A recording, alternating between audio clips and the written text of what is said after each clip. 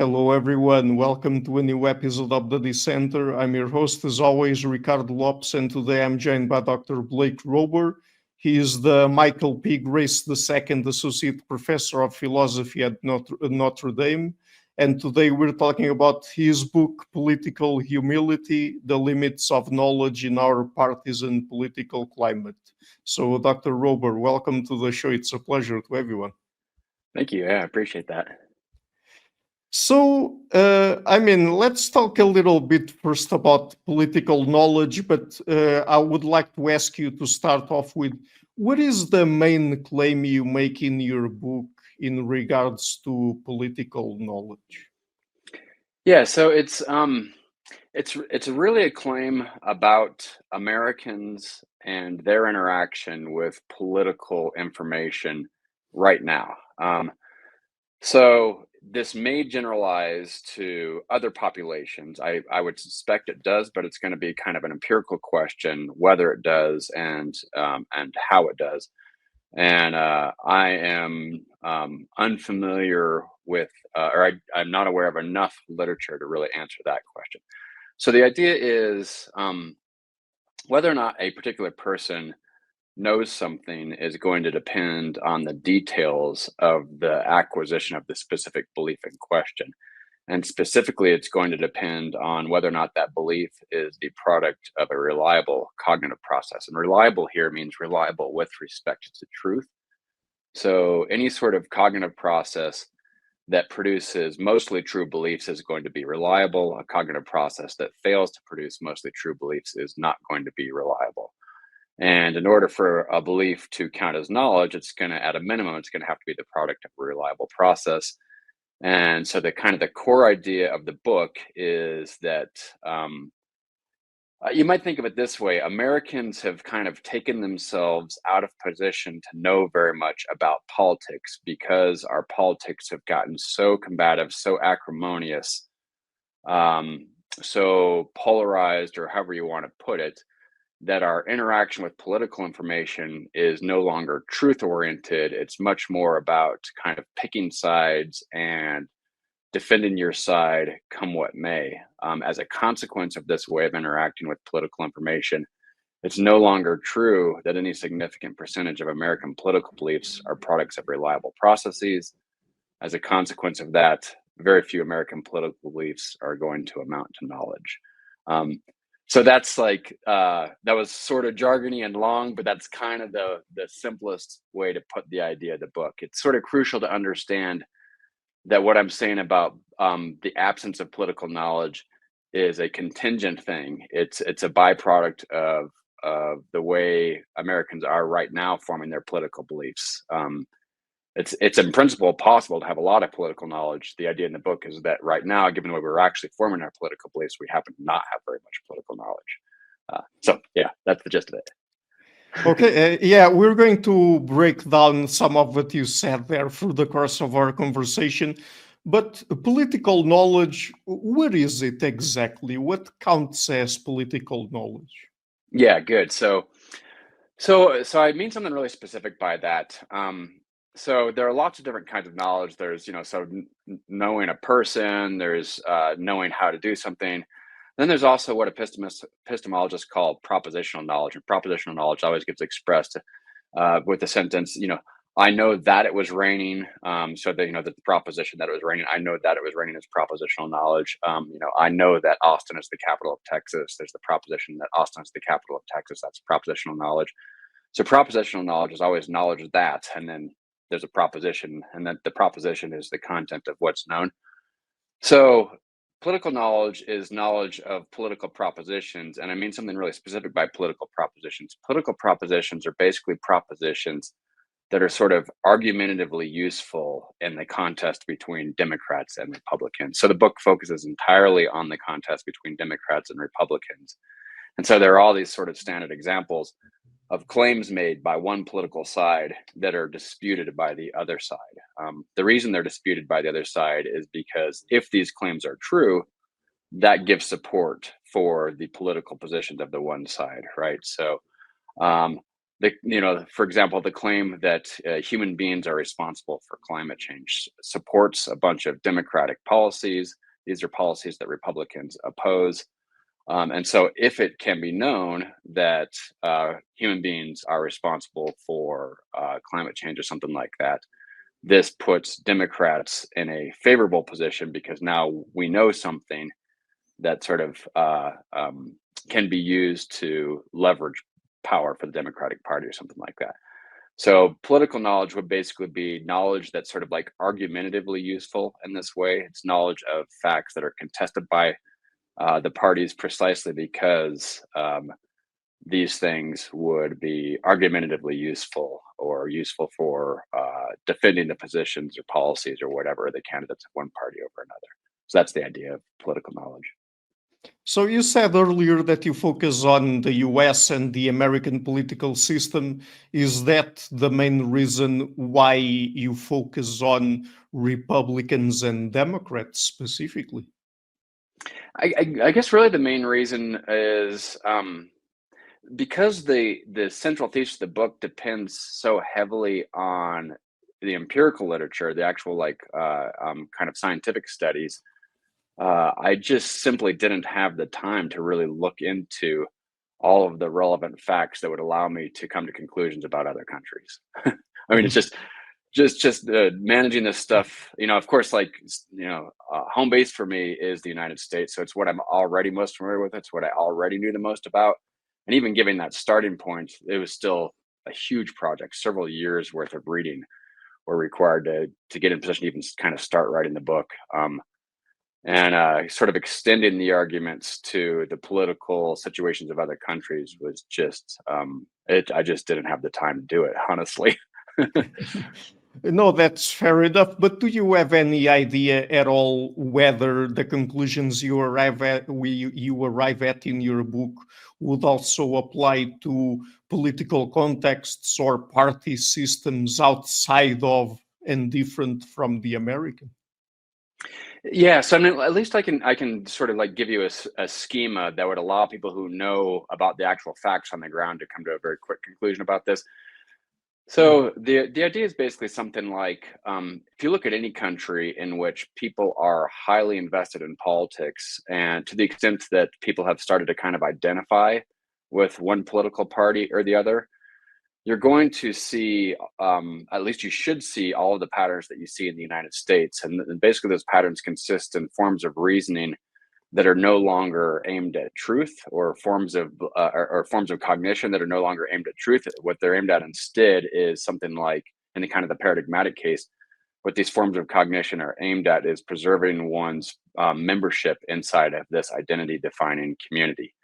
So, pick any country. If it's the case that a high percentage of partisans in that country strongly identify with their political parties, then what you would expect is for the cognitive processes responsible for the political beliefs in that country to be products of cognitive processes that are aimed not at truth, but at kind of retaining one's membership in that identity defining group. And then you would expect that the resulting beliefs to be unreliably formed, and you'd have the same conclusions about those political beliefs as I have in my book about American political beliefs. And from what I know, I mean, you do see this sort of strong identification with political parties in lots of countries outside of the United States. I just am not nearly as familiar with that literature, so I try to keep my mouth shut about things I don't know that much about. So I'm just speculating here. Yeah, no, that's totally fine. I was just wondering whether you would have any idea if it would also apply to contexts outside of the US, but that's perfectly fine. What do words like liberal and conservative mean? And I would imagine that in this particular case, we would be talking about what they mean also in the context of the US, correct? Yeah, good. Yeah. So there's these words are adjectives, right? Liberal and conservative, and as adjectives, they describe sort of sensibilities about things. There are also the words liberals and conservatives, and Yeah. these, I think, in the American context at least, kind of function as labels. And so I'll be honest with you, I'm kind of confused by the use of these words. But so far as I can tell, in the American context, when these words function as labels, they're very nearly synonyms for Democrats and Republicans, right? So the Yeah. liberals, the label is nearly a synonym for Democrats, and conservatives, the label is nearly a synonym for Republicans. Or if it's not quite that, it's maybe like, Democrat and Republican implies party membership, and maybe liberals and conservatives implies sort of just liberals are the people who sort of like the ideas endorsed by Democrats, even if they maybe aren't, members of that party, and conservatives are something like people who like the ideas endorsed by Republicans, even if they're not members of that party. As I say in the book, I dislike these words because I think it's, if you take liberals and the words liberals and conservatives and use them as labels, and then think about the words liberal and conservative as adjectives, I think it's literally true that liberals are not liberal and conservatives are not conservative. Um, so, which, of course, is rather confusing, right? If the label liberals picks out a lot of people who are not liberal, and the label conservatives picks out a lot of people who are not conservative, seems like we could do a little better with our vocabulary. So I sort of just to avoid that and mess entirely in the book by just talking about Republicans and Republicans and Democrats, because I think lots of Democratic positions are actually very conservative positions. I think lots of Republican positions are actually very liberal positions. But are liberal and conservative synonyms of left wing and right wing? Maybe, yeah. I mean, again, it's going to depend on I'm not sure to what extent the labels left wing and right wing pick out anything very principled either. It might be that those are just sort of, at least in the American context, just kind of synonyms for Democrats, Republicans too. So these words get used an awful lot by people who have not given very much thought to what the words actually mean.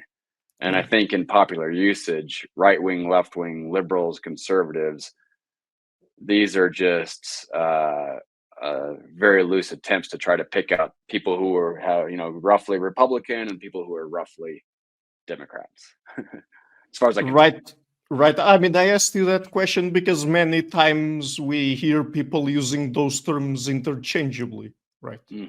Yeah, exactly. Yeah, I So agree. it might get a bit confusing sometimes. Yeah. Where do we get our political information from? I mean, what sources do we draw it from? Yeah, that's so great. That's a very good question. So again, this is kind of an empirical question, right? It's a question that you can't answer entirely from the armchair. You have to sort of Yeah. actually look at real life, the real world, and see how people actually form their political views. And one of the things that I emphasize in the book is that, I mean, so there are all variety of ways you could come by your political opinions. But as a consequence of just straightforward human limitations, and as a consequence of basically our access to the world by way of our normal cognitive faculties, it turns out that in the best case scenario, virtually all of our political information comes to us by way of testimony. And by testimony, I just mean we're being told what the world is like politically by other people one way or another. So this can be just sort of verbal testimony where somebody just tells me, you know, um, whatever it happens to be. Trump said yada, yada, yada on TV yesterday. It might be testimony in the form of writing, right? So I might read this in the newspaper. I might read it on a Facebook post. Um, More broadly, it might be testimony in the form of, say, like statistics or a chart or a graph or something like that. So the way I use the word testimony in the book, if I look at a chart that basically plots ocean temperatures across time or something like that, that would be a form of testimony too. So testimony is basically the way I use it in the book is information presented by human beings to other human beings one way or another. And so the idea is virtually, if things are going well, if things are going as well as they could be going, virtually all of our political beliefs are based on testimony. And how much can we trust other people when they give us political information? So it's going to depend on the time and place and person. But kind of one of the central ideas in the book is that right now, unfortunately, we can't be very trustworthy of other people when they're giving us political information. And this goes back to something I was saying a little while ago about the highly combative nature of American politics right now, and the fact that high percentage of Americans are identifying with their politics right now. And precisely because it's the case that high percentages of Americans are identifying with their politics, it is right now, I think, the case that high percentages of American political beliefs are byproducts of unreliable cognitive faculties. And as a consequence of that, anytime somebody is giving us political information, we should be seriously worried about the reliability of the source of that information. And then the upshot of that should be sort of an attitude of skepticism or distrust towards political information right now. What are those unreliable cognitive processes, I think, that you are referring to there? Kind of the maybe the most interesting or most widely discussed one right now is what people call identity protective cognition. Mm. And identity protective cognition is basically cognition aimed at preserving one's membership in some identity defining group, rather than cognition aimed at the truth. And so the idea would be something like, take any group that you're part of, that also sort of forms part of your, self-conception of, who you are. And there will be, at least in the case of many of these groups, part of being a member of that group will consist in agreeing with certain things and disagreeing with other things. And the idea behind identity protective cognition is that if you are a member of one of these groups and identify with this group in that way, your mind is going to handle information in a way that's aimed more at ensuring agreement with the members of the group than actually cottoning onto the truth. And this is going to be, more than anything else, for the purposes of basically preserving these relationships that matter to you. So, should we assume that when people start talking about politics, they are mostly unreliable? Um, yeah, and this is going to be not so much because you think like the individual person is mostly unreliable. It's going to be a byproduct of just this, extremely complex, I guess, system in which information could flow from person to person to person to person. So, for the exact same reason, so an example I use in the book is I talk a lot about the border wall between the United States and Mexico, and this question whether or not the border wall should be finished. And the question, depends on all variety of questions about who's crossing the border and how many of these people are crossing the border and what these people are doing after they cross the border, and whether or not the wall would really make any significant impact on the number of people or the kinds of people that cross the border, and how much money the wall is going to cost, and how much money it's going to be required to keep the wall in service, and yada yada yada yada, right? And these are all fantastically complicated questions. Just as I'm not in position to sort of answer any one of these questions by myself, right? It's not as if I can go and, so suppose I start wondering, who is crossing the border? It's not as if I can just, get in the car and cruise down to the United States-Mexico border and sort of just like hang out and watch for a while and get a good idea of who's crossing the border, right? Well, I can't do it. So if I want to know that, I got to ask somebody. But whoever asks, that person can't do it either, right? So that person's got to ask somebody. But whoever that person asks can't do it either. So that person's got to ask somebody. Which raises this question, well, where could this information possibly come from? And to the extent that this information has come from anything even approximating a good source, the information is going to have come from many sources that sort of like kind of funnel together, right? And so maybe I get my information from one person, but that one person has gotten their information ultimately from this vast network of people who are providing little teeny parts of the overall picture. And so in the book, when I say I shouldn't be especially confident in the reliability of the person who's talking to me, the skepticism isn't so much about that person individually as it is about the whole system behind this person's acquisition of that little bit of information, right? So I think that given the highly combative nature of American politics and the way we strongly identify with our political parties right now, basically the system is unreliable, and as a consequence of the system being unreliable, none of the people in that system are reliable either. Is it possible for us to tell if other people are giving us false information? In other words, is it possible for us to avoid deception? Well, so the empirical literature suggests that we're really quite bad at this. What we might be good at doing is being skeptical of information that conflicts with what we already believe, being skeptical of information that somehow undermines our goals or our projects, and those sorts of things. So I think we're highly gullible, but the form of gullibility is not just like, oh, I'm going to believe absolutely anything anybody tells me. The form of gullibility is if somebody says something that agrees with my politics and doesn't seem wildly implausible on the face of it, and doesn't sort of like undermine any of my projects or anything like that, then I'm going to believe the person, whether or not what they're telling me is actually true. So the idea would be something like we have no real ability to check the facts or tell when we're getting good or bad information beyond whether or not that information sort of is kind of what we want to hear, right? Where what we want to hear is a function of whether it coheres with what we already believe and so on and so Yeah. forth. So yeah, I think that we're actually really pretty poorly positioned to look at all the political information coming our way and sort the good information from the bad information.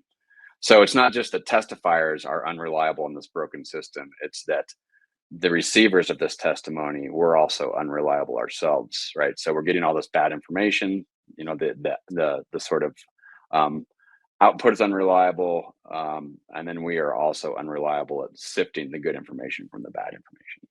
That's my view. Yeah. What is political skepticism then?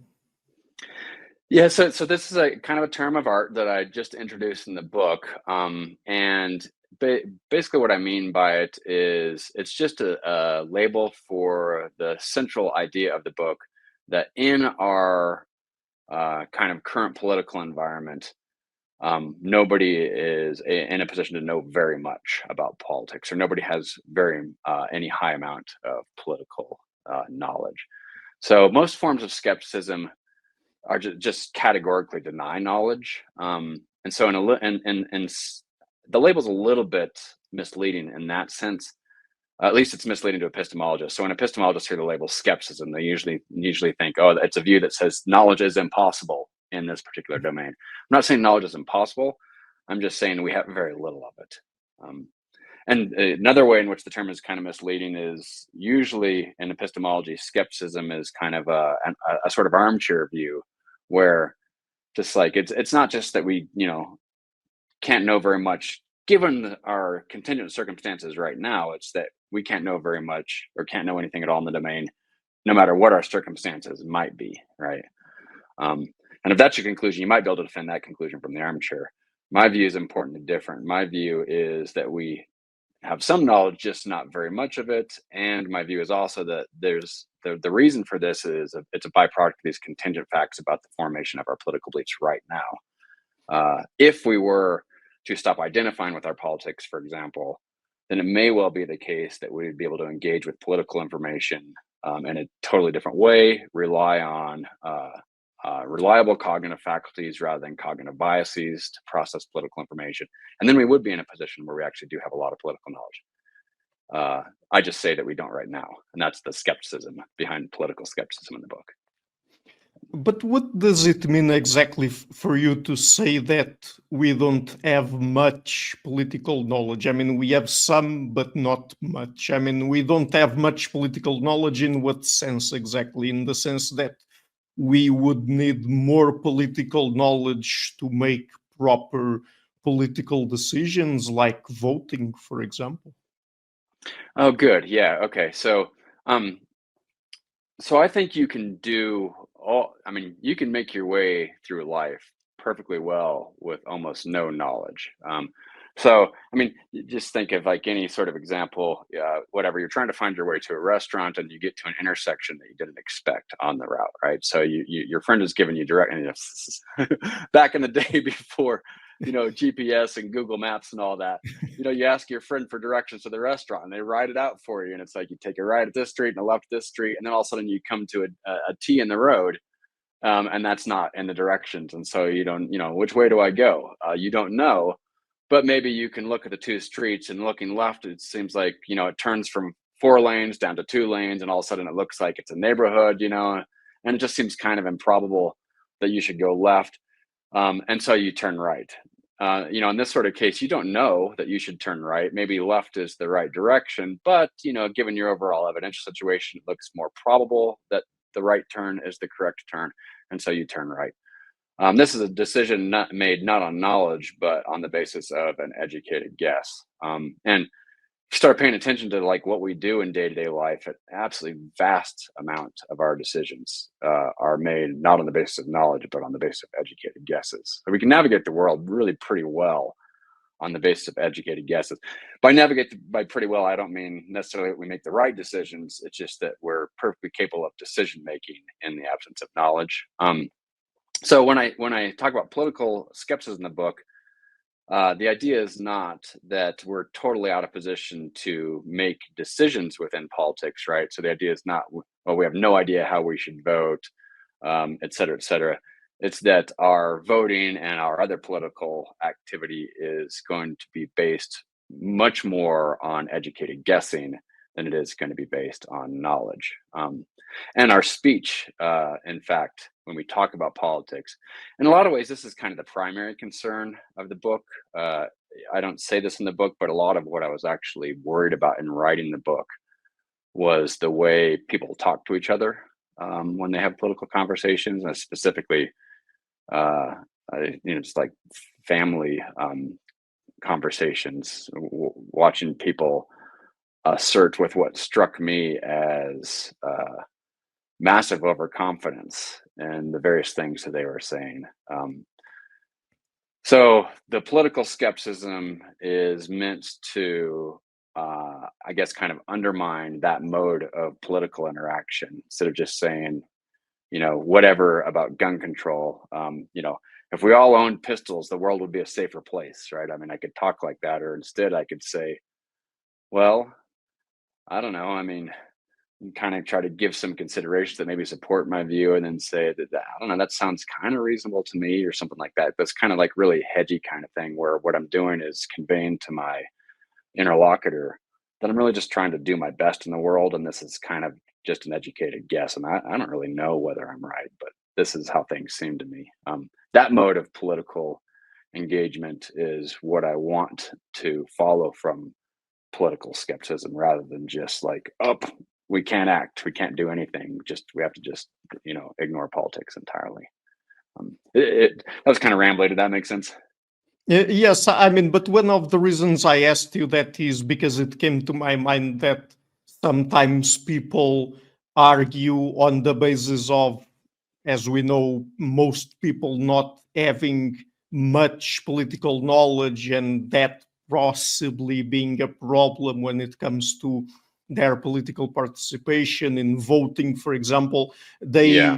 They pick up on that and try to make a case on those grounds of some sort of political epistocracy, where they Right. defend that only people with a certain level of political knowledge should be allowed to vote or Hmm. participate politically in different ways. And of course, many times it's also not very, very clear what they mean by having a certain level or enough political knowledge, because I mean, what kinds of things exactly should people know? So I mean, that what do you think about that? Yes, that's a good question. One on a really kind of straightforward reading of the book, you might think, oh, well, this book is going to kind of count against any kind of argument for epistocracy because, well, epistocracy says, look, you should let the people with political knowledge sort of like run the country and then keep the Yeah. people who don't have any political knowledge out of politics. But then, of course, if none of us have any political knowledge, well, then, we can't do it that way. Um, in fact, like I think the main lesson of the book at most, if if you like epistocracy, it's just going to recommend that you sort of change your description of what the view says. So instead of the distinction being between people who have political knowledge and don't have political knowledge, you'd want to draw a distinction between people who can make sufficiently educated guesses and people who cannot make sufficiently educated guesses. So it's still going to be the case that the most politically informed people, so it'd be people who've really worked hard to try to get a grip on, whatever the issue is, is raising the minimum wage going to increase poverty or something like that. Some people have worked really hard on trying to answer that question.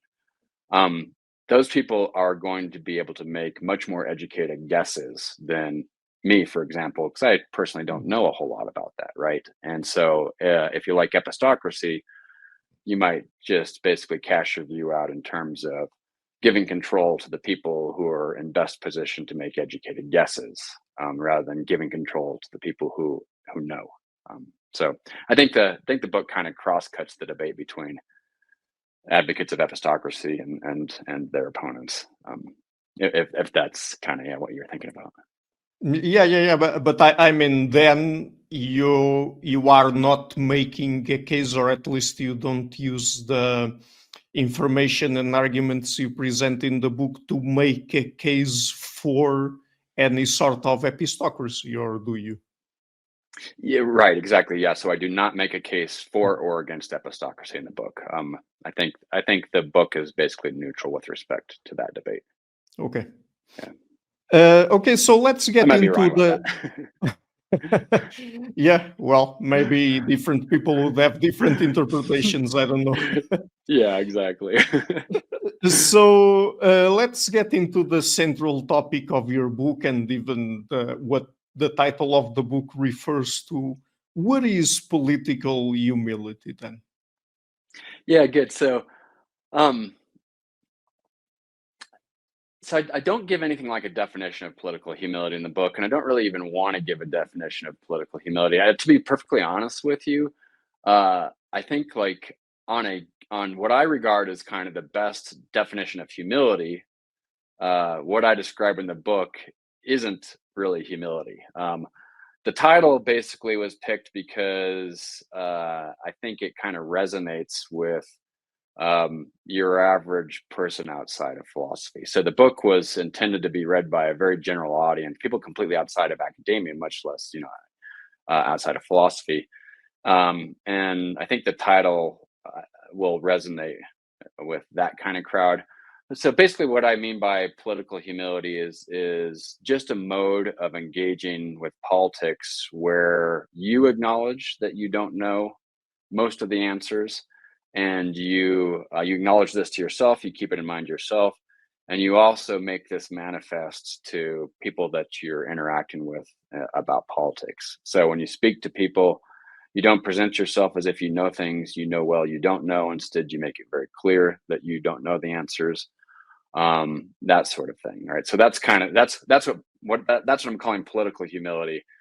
But as I said, I don't think that that's actually what humility consists in. I think it's just a good enough label for marketing purposes, basically. So, how does political humility translate into behaviors like voting?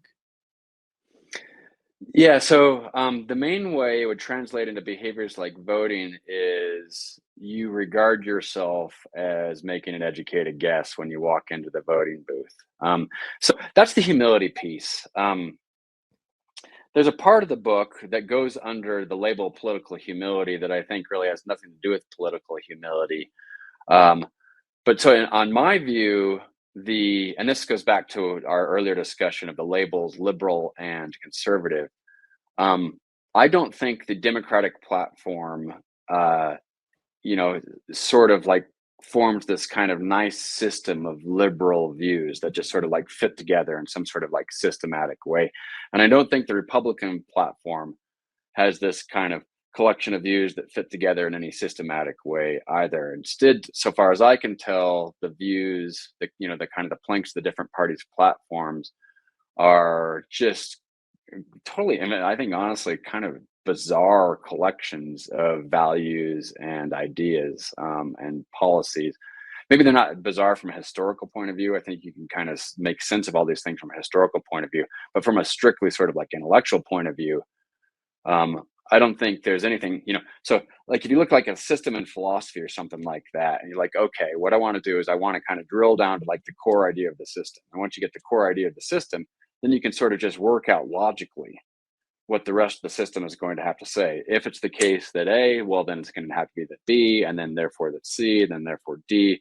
And then there's this sort of like a system that kind of hangs together in this like, coherent or logical way where you can't just like swap things in and out without messing up the system.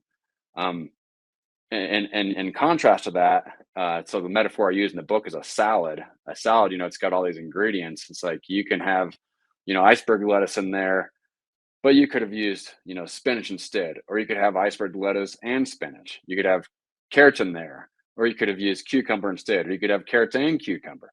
You know, like when you look at the ingredients of the salad, basically any of those ingredients, or look at the ingredients of two different salads, basically any ingredient in one salad could be put in the other salad and vice versa, and they could just be kind of interchanged almost at will. I think the Republican and Democratic platforms resemble salads much more than they resemble the sort of systems that philosophers kind of aim at. And a consequence of this is it's like if you're looking at a philosophical system, anywhere you kind of enter that system, because of the way the ideas hang together, if you like, okay, this thing right here is definitely correct. Well, if this thing is definitely correct, that's going to, if it doesn't entail, it's at least going to strongly suggest that the other parts of the system are correct too, because of their logical relationships with one another. And if it were the case that the Republican and Democratic platforms were systems like that, you could pick your pet issue, whatever abortion or whatever it happens to be, and then just turn the crank on that issue and get the whole rest of the platform, right? So if you think abortion is morally permissible, you could say, well, abortion is morally permissible, and then you could just work out logically from that, you know, whatever policy for environmental regulation and whatever policy for border control and whatever policy for gun control and whatever policy for the minimum wage. And this would all just be this kind of armchair exercise based entirely on your sensibilities about abortion. But it seems perfectly obvious to me that the Democratic platform is not systematic in that way at all. And the same thing for the Republican platform, right? So if you think abortion is morally impermissible, it's not as if you can get from there to sort of like, your favorite Republican view about taxation or whatever it is.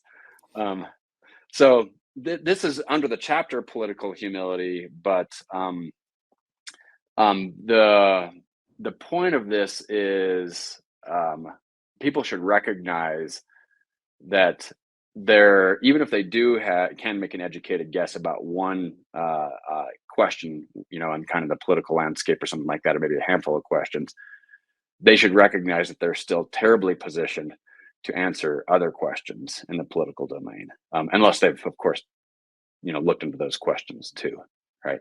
So my ability to make an educated guess about, whatever the minimum wage, for example, there's no reason why that should give me any confidence at all that I have any idea what we should do at the border or with respect to abortion or whatever else. So that's the idea there. Right. But if we have as little political knowledge as you claim, then why do we tend to be so confident in our political views and decisions? Yeah, that's a big and complicated question. There's a pretty big empirical literature on this. Part of the empirical literature suggests that a lot of our political engagement resembles fanfare more than it resembles sort of like dispassionate concern for the truth. So you whatever you go to an American football game or European football, what do we call a soccer match or whatever it happens to be, and you watch just the kind of passion of the fans in the crowd and what animates them. A lot of this empirical literature suggests that our interaction with politics is passionate and dogmatic and belligerent, et cetera, for the exact same reasons as you see these sort of behaviors, in a sports stadium. I think that's definitely part of the explanation. One thing I talk about in the book, which I think is also part of the explanation, not by any means like the full explanation, and I wouldn't even suggest that it's the most important part of the explanation, is something that I call testimonial feedback loops. Yeah. And essentially, the idea here is, I should back up a little bit before I even introduce the idea of a testimonial feedback loop. So one of the things the empirical literature is suggesting is that people are kind of sorting themselves into politically homogeneous communities. They're doing this in all variety of ways. At the extreme end, people are moving to places where they don't have to have neighbors that don't share their politics. So people will move across the country. I mean, you find stories in the news about people moving from California to Tennessee because they want Republican neighbors, and so on and so forth. So there's that sort of like extreme sort of thing. But then there's the kind of less extreme thing where it just turns out that like you don't really have any substantive relationships with people who don't share your politics. So maybe your neighbors don't share your politics. And maybe you even go to church with somebody who doesn't share your politics. But when it boils down to like who you actually really share life with, everybody in your close circles shares your politics. And when that sort of thing happens, you tend to wind up in a situation where you hear information from people who don't share your politics. It's just that you never hear information from people that you trust who don't share your politics. And so then you wind up in these little homogeneous communities that get called echo chambers or filter bubbles or epistemic bubbles or different things like that. And in these communities, basically all the information you're getting from people you trust is information from people who already share your political views. And then one part of the book basically talks about something that I call testimonial feedback loop, which is something that's likely to happen inside these communities where essentially you tell somebody something and that information kind of gets passed around and then that information gets passed back to you and you don't realize that essentially you're just hearing your own report echoed back to you. And so our sense of how well supported a particular claim is, we often are sensitive to how often we've heard the claim. Yeah, it'd be something like, well, I've heard that a million times. Surely I wouldn't have heard that so many times if it weren't true. And in a case where each telling kind of gets vetted and where all the tellings are sort of like supported by multiple inputs, that really is a good reason. The hearing it many times really is a good reason to be highly confident that it's true. But if hearing it, so I mean, imagine like, I get an idea and I write it down in my journal, and then I read the idea to myself every morning. And so, after a year, I've just heard that idea 365 times. Why? Because I just read the very thing that I wrote down to myself 365 times. If my confidence gets really, really high as a consequence of hearing that idea that many times in that way, something's obviously gone badly wrong. I shouldn't be any more confident after hearing myself repeat my own thing 365 times than I was after the very first time I wrote it down. But if I'm in a community where I keep hearing the same thing repeated over and over again, and it turns out that the reason I keep hearing it over and over again is just because, I said it, and then it eventually got repeated back to me, and then it eventually got repeated back to me again and again and again and again. and there's sort of like no outside or independent check on this information, just constantly getting cycled around, then I'm going to probably misunderstand my evidential situation, and I'm probably going to become much more confident than the actual evidence warrants in that sort of case. And then epistemologists would quibble with the way I just described that, right? But that's the basic idea. These because of testimonial feedback loops where information just gets repeated round and around and around like that, we could have a very distorted view of how well confirmed something is, and that's going to contribute to our overconfidence. Yeah. Sorry, I didn't mean to interrupt you. No worries. I was just going to ask you, is there anything that people can do to avoid that kind of situation? Of course, just not moving to a place with the purpose of of living in a context where all people or almost everyone around you is of the same political ideology, let's say, is already better. Not doing that is better than doing it, but of course people usually cannot really choose wherever they want to live. I mean, they are at least somewhat limited in terms of where they can live. So I mean, what can they do about that? Because it might just accidentally be the case that they live in a community where most people are of a particular political ideology and not another. Right. So. Yeah, exactly. Yeah, for the vast majority of people, moving to correct the situation is not going to be realistic. And even kind of simpler things you might do are at the end of the day not going to be especially realistic. I mean, so imagine like, think like, well, geez, all of my friends are Republicans except for this one person I know who's a Democrat. And I know this person's a member of a book club, and most of the people in the book club are Democrats, and I know what they read, and I bet I would get this kind of nice exposure to that way of thinking if I joined this book club. So maybe I'll just join this book club. And then, whatever that's like 2 hours a week actually driving to the book club and hanging out and coming home, and then maybe another 2 or 3 hours a week like doing the reading. It's like, oh, that's not a big deal.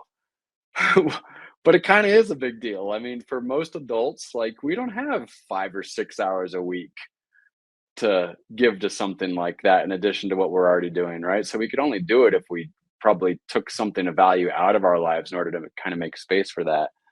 And then you think of like sort of like other kind of analogous things you might do. I think when the rubber meets the road, for an awful lot of people, given just the normal responsibilities of their adult lives, changing their lives in this way is really not going to be very realistic. I think it'd be awesome if we could do it. And the people who I know of some people who do stuff like this, I think it's really cool and valuable that they do it. But for a lot of people who just simply can't afford to do that thing, I think their best bet is going to be basically trying to be really mindful of. So, for example, if you live in a homogeneous community, you live in a homogeneous community, I think it's probably a good idea to just consistently remind yourself, like, okay, given that this is the community in which I live, and given that basically none of us have any inputs from another point of view, at least from people we trust, right? We all hear we all knew what Rush Limbaugh was saying back in the day, right? But it's not like we had any trust in him at all. And so that sort of like didn't affect our way of thinking about things.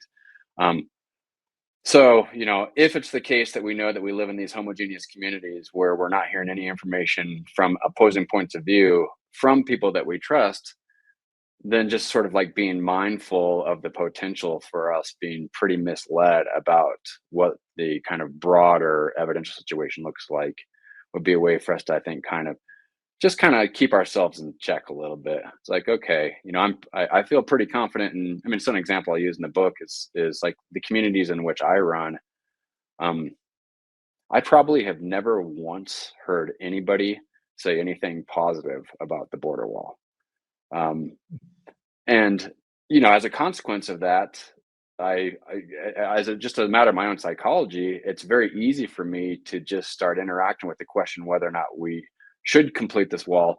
It's just like the most obvious question in the whole world, as if it's just like, well, duh, like obviously we shouldn't, as if there are no considerations at all that maybe would suggest that, oh, maybe maybe we should think about doing this. And then it kind of reminds myself, oh, okay, right. So this is my psychological response is probably at least partially a byproduct of my being a member of this homogeneous community and just hearing the same things over and over and over again with no outside input. Um, so yeah, so there's this sort of like kind of self-monitoring thing that I think is probably more realistic for people than, moving to Tennessee or moving downtown or joining the book club or whatever. Yeah. So I think that this is something we've already touched on a little bit earlier when I asked you how we can know, or on what grounds do we know that we do not have much political knowledge. But I think that what I'm going to ask you now is a different kind of question. So, Cool. what are you arguing exactly from an epistemological perspective when you say that we have almost no political knowledge? I mean, on what grounds do you make that kind of claim?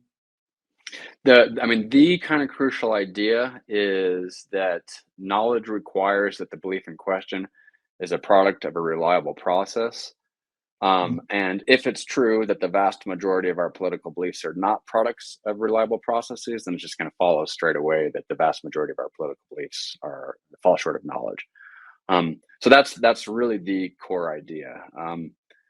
Now there's a lot of debate about the place of reliability in epistemology, but almost all of this debate is about the relationship between reliability and something called justification. There's very little debate about the relationship between reliability and knowledge. Virtually all epistemologists agree that knowledge requires that the belief in question is the product of a reliable process. And that's that kind of core piece of the epistemology is, it's about as uncontroversial as things get within philosophy. In philosophy, everything's kind of controversial, right? I mean, there's basically no claim in all of philosophy that literally everybody agrees with. And so if you can find a claim that the vast majority of people agree with, that's like by philosophy standards, like that's really uncontroversial. So the kind of core epistemological claim in the book is about as uncontroversial as anything gets in philosophy. But are you applying any specific theory of knowledge in your book? Yeah, so I'm really careful about not doing that.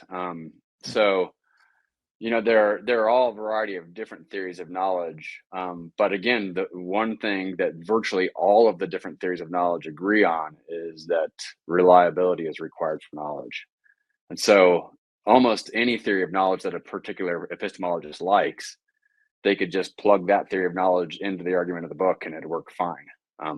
So yeah, I really, well, and I'll be honest with you, part of the reason I was convinced myself by this argument is that the argument didn't depend on my own particular theory of knowledge. It's like, okay, so maybe I'm wrong about the particular theory of knowledge that I happen to like, but get the exact same conclusion from basically all the competing theories of knowledge too. So I think, it's like, well, okay, so even if I happen to be wrong about my own particular theory of knowledge, given that basically all of the different theories of knowledge are going to say the same thing, the conclusion seems pretty solid. Okay, so do you have any final remarks about the book and what you explore there? Anything that I might have missed with my questions, or? Oh no, your questions are awesome. Let's see. No, I mean that's I guess that's basically it. I guess I should say one thing. So this is the very last thing that I say in the book that I think is pretty important. There's this, academics can get kind of hung up on how we want to categorize beliefs. So we categorize, so take a particular political belief. Can we categorize it as an item of knowledge or not? Can we categorize it as a justified belief or not? Can we categorize it as a rational belief or not? Can we, it's super jargony terms. Can we categorize it as a sensitive belief or a safe belief or a warranted belief or not? I think those are all really interesting questions. I mean, it's kind of my job to answer those sorts of questions, but the book is really not concerned about the proper way of categorizing at the end of the day, the book's not really concerned about the proper way of categorizing our political beliefs. So like I say at the very end of the book, there are a handful of people in philosophy who defend a view according to which knowledge is true belief. And on this view, if you're right about something, then you know. And so if so somebody says, hey, should we finish the border wall or not? And I get out a coin and I say, okay, if it's heads, I'll believe we should. And if it's tails, I'll believe we shouldn't. And so I flip it and it lands tails. And on the basis of my coin toss, I believe we shouldn't finish it. According to this view, if I'm right, on the basis of my coin toss, then I know that we shouldn't finish the wall. Very, very, very few epistemologists accept that view, but it is a view that's defended in the literature. If that view is correct, then everybody who's right about politics knows, and it's only the people who have the misfortune of being wrong who don't know. And so probably there are lots of people on that view who have a lot of political knowledge. But the thing is, on that sort of view, you could know something while being in a position where you shouldn't even be remotely confident that you're right. And it's really this question of how confident we should be that I'm primarily concerned about in the book. So I think in just like regular old English, you can nicely express that you shouldn't be confident in something by saying you don't know. But it's the confidence piece that I really care about more than whether or not our beliefs can be categorized as knowledge. What I really want to get across in the book is that when you look at all of the different things that Republicans and Democrats argue about, I think at least right now, we shouldn't be very confident in our answers to those respective questions. Whether or not our answers count as knowledge or not, the main thing I care about is that we're not in position to be very confident in our answers. So I guess, yeah, that's one sort of like final reflection, I guess I'd like to add. Great. So let's end on that reflection then. And the book is again Political Humility, the Limits of Knowledge in Our Partisan Political Climate. I'm leaving a link to it in the description of the interview. And Dr. Roeber, just before we go, apart from the book, would you like to tell people where they can find your work on the internet? Oh, sure. Yeah. So I guess the easiest place would just be my personal website, which is, oh gosh, what is the URL? It might be blakeroeber.com. So just my first name and last name.com. It might not, it might not be that. So if you Google Notre Dame's philosophy department, there'll be a link to my website there. If you just Google my name, you'll quickly get to either my website or the link on the department. And I have, so all of I think 100% of my publications are either available directly on my website or links to those things, like to the book on Amazon or through Routledge or something like that. So that'd probably be the easiest way to find it. I'm sort of embarrassed. I don't know. Yeah. No, I will find the website and link it in the description as well. So thank you. No problem. Okay, so thank you so much for taking the time to come on the show. It's been really nice to talk with you. Yeah, thank you so much for the interview. It was really fun. Appreciate it. Hi guys, thank you for watching this interview until the end. If you liked it, please share it, leave a like and hit the subscription button. This show is brought to you by Enlights, Learning and Development Done Differently. Check their website at enlights.com, and also please consider supporting the show on Patreon or PayPal. I would also like to give a huge thank you to my main patrons and PayPal supporters: Per Ergo Larsen, Jerry Mullerens, Frederick Sunda, Bernardo Seixas, Olaf Alex, Adam Kessel, Matthew Whittingbird, Arno Wolf, Tim Hollis, Eric Alenia, John Connors, Philip Forrest Connolly, Dan Demetri, Robert Windegar, Rui Inácio, Zup, Marco Neves, Colin Holbrook, Phil Kavanagh, Mikkel Stormir, Samuel André, Francis Ford, Tiago Nunes, Fergal Cossen, Hal Herzog, Nuno Machado, Jonathan Labyrinth, João Linhares, Stantantia, Samuel Correia, Eric Hines, Mark Smith, João Eira, Tom Hummel, Sardus France, David Sloan Wilson, Yacila Dez Araújo, Romain Roach, Diego Londoño Correia, Yannick Punter, Dana Rusmani, Charlotte Bliss, Nicole Barbaro, Adam Hunt, Pavlo Stasevski, Nelek Bach, Guy Madison, Gary G. Allman, Sam Afzal, Adrian Yeagy, Paul Tolentino, João Barbosa, Julian Price, Edward Hall, Edin Bronner, Douglas Fry, Franca Bortolotti, Gabriel Ponce Cortez, Ursula Litsky, Scott, Zachary Fish, Tim Duffy, Sonny Smith, John Wiseman, Daniel Friedman, William Buckner, Paul George Arnaud, Luke Lowacki, Georgios Theophanous, Chris Williamson, Peter Wolozin, David Williams, Diogo Costa, Anton Erickson, Charles Murray, Alex Shaw, Maury Martinez, Coralie Chevalier, Bangalore Atheists, Larry D. Lee Jr., Old Erringbone, Sterry, Michael Bailey, Dan Sperber, Robert Grassi, Zigoren, Jeff McMahon, Jake Zool, Barnabas Radix, Mark Campbell, Thomas Dovner, Luke Nissen, Chris Story, Kimberly Johnson, Benjamin Galbert, Jessica Nowicki, Linda Brandon, Nicholas Carlson, Ismail Benzliman, George Coriatis, Valentin Steinman, Per Crowley, Kate Van Goller, Alexander Hubbard, Liam Dunaway, BR, Masood Ali Mohammadi, Perpendicular, Jonas Hertner, Ursula Goodenough, Gregory Hastings, David Pinsoff, Sean Nelson, Mike Lavigne, and Dios Necht. A special thanks to my producers, Isar Webb, Jim Frank, Lucas Stafiniak, Tom Vanagdam, Bernard Ugni, Curtis Dixon, Benedict Mueller, Thomas Trumbull, Catherine and Patrick Tobin, Giancarlo Montenegro, Alni Ortiz, and Nick Golden, and to my executive producers, Matthew Lavender, Sergio Quadriano, Bogdan Kanivets, and Rosie. Thank you for all.